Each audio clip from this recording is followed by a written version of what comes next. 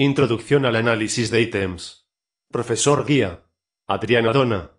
Trabajo realizado por Vanessa Gaitán, Thais Mujica, Wendy Pacheco y Andrea Valdez. Al medir atributos humanos como características físicas, tales como estatura y peso, variables fisiológicas, tales como la temperatura, y variables de ejecución, como la fuerza medida con un dinamómetro, todo esto con instrumentos de medida que facilitan los datos en escalas de intervalo, los resultados que den estas medias objetivas se distribuirán en lo posible de manera normal.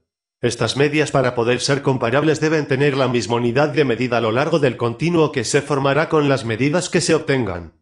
Así, distancias iguales dentro de ese continuo significará que son también distancias iguales.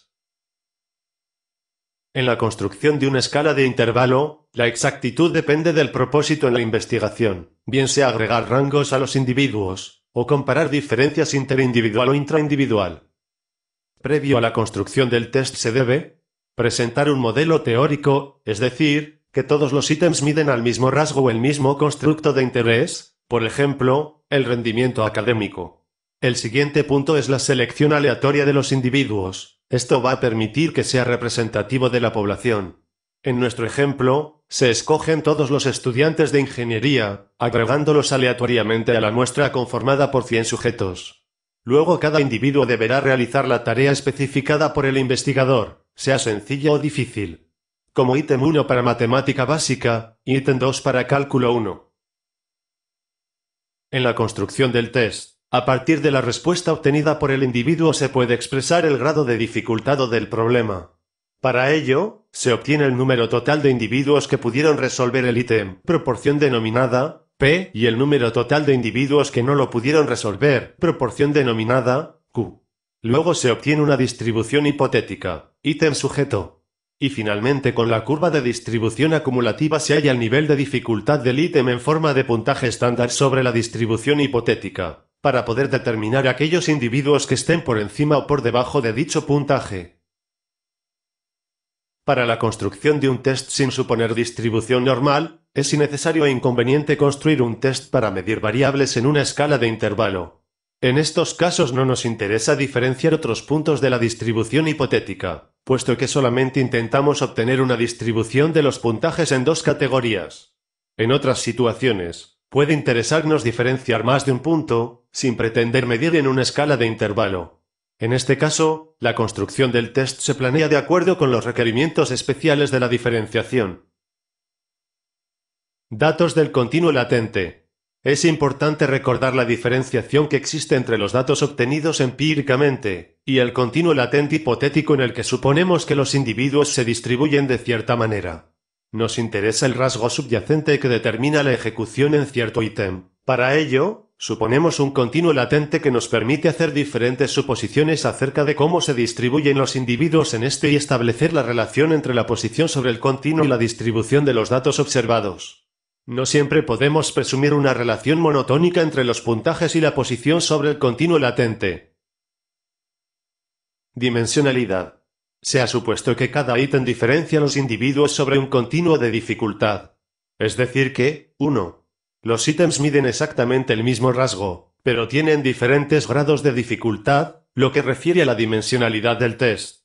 Es importante saber si los datos que obtenemos con un instrumento dado expresan las posiciones de los individuos en uno o en varios continuos. 2. El modelo mostró que la solución de un ítem está completamente determinada por la relación entre la posición del individuo y la del ítem sobre el continuo latente. 3. Sabemos que ninguna de estas suposiciones puede satisfacerse completamente cuando se miden variables psicológicas. 4. Las medidas están llenas de errores, y es importante para el empleo de los datos que seamos capaces de estimar el tamaño de dicho error. 5.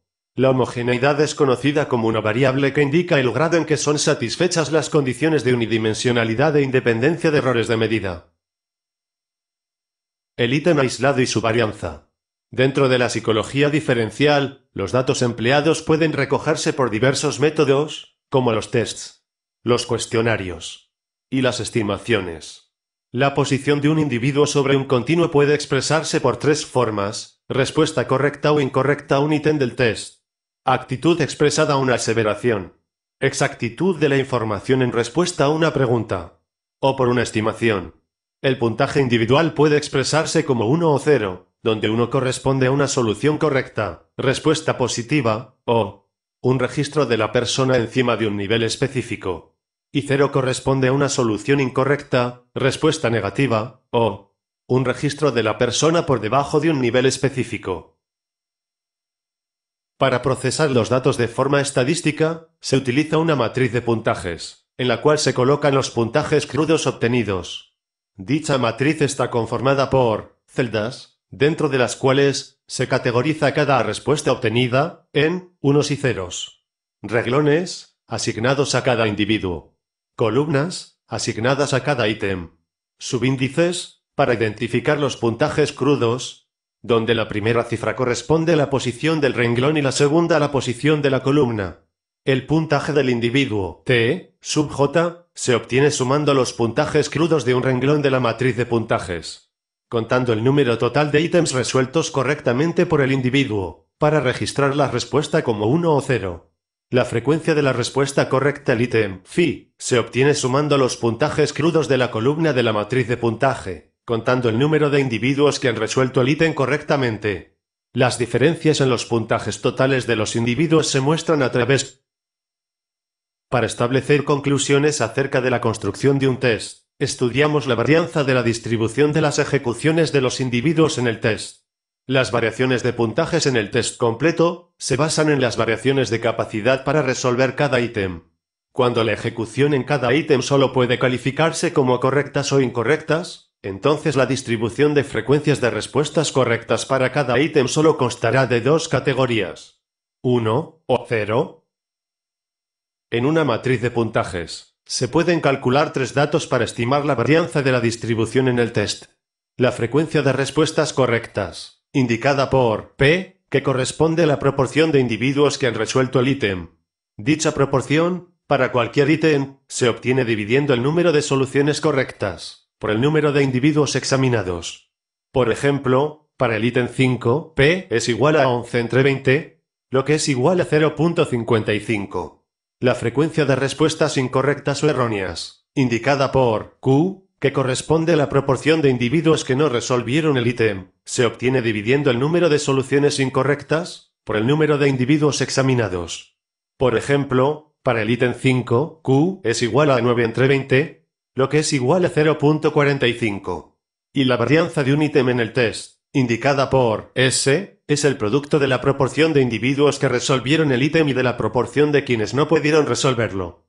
Para el ítem 5, S es igual a 0.55 por 0.45. Por último, existen varias consideraciones importantes, dentro de las cuales cabe resaltar. 1. La relación entre la varianza y la frecuencia de la respuesta correcta a un ítem es que la varianza depende de la frecuencia de respuesta correcta al ítem. 2. La varianza es máxima para los ítems del test que fueron resueltos por la mitad de los sujetos. 3. La distribución de puntajes depende directamente de la dificultad de los ítems, es decir, cuando los ítems del test son relativamente fáciles, se obtiene una distribución de puntajes coloreada negativamente, debido a que los puntajes se agrupan del lado derecho de la distribución. En cambio, cuando los ítems del test son relativamente difíciles, se obtiene una distribución de puntajes coloreada positivamente, debido a que los puntajes se agrupan del lado izquierdo de la distribución.